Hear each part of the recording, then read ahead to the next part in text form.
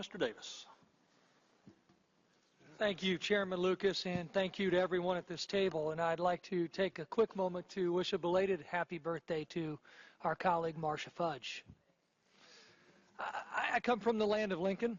In fact, the district I represent has part of Lincoln's old congressional seat, his home, his presidential museum and library, and his tomb. President Lincoln did a lot to advance agriculture in this country.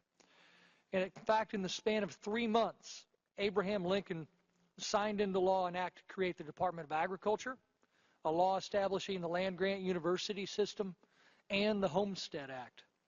Now, if our predecessors can do all that in 3 months, we ought to be able to take October, November, and December and pass this bill. Crop insurance. I come to this table as a staunch defender of crop insurance. Earlier this year, just 2 floors above us, Secretary Vilsack testified that crop insurance is working.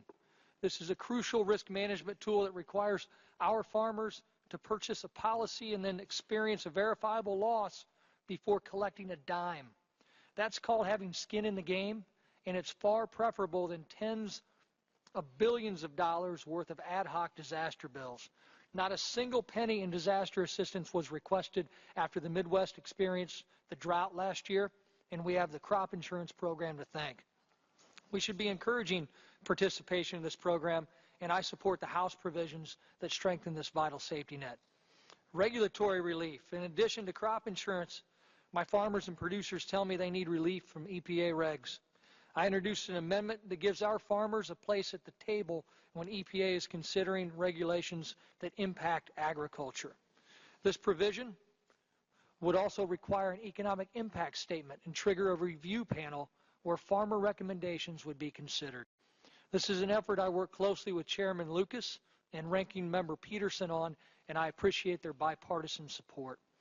With respect to nutrition programs, the House and the Senate have agreed that there are reforms we can make here.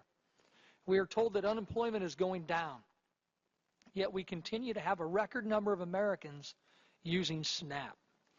By addressing the heat and eat loophole, as both chambers have done, and instituting stronger work requirements, as the House has done, I think there's a lot here worth examining. On a separate track, with regard to provisions in this bill that deal with the food served at our schools, it's important to note that schools in my district want the flexibility to serve what their students will eat. Finally, both chambers recognize the importance of reauthorizing university research programs.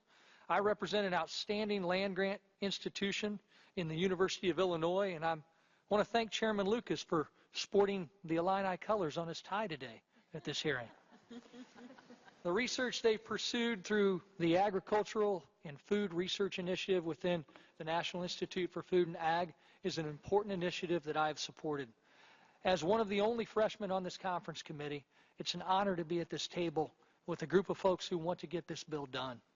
I came here to work, and I'm hopeful we can continue the bipartisan momentum of the WRDA bill and veterans bills the House passed this week. Our farmers, rural America, and all of America are counting on us. I yield back.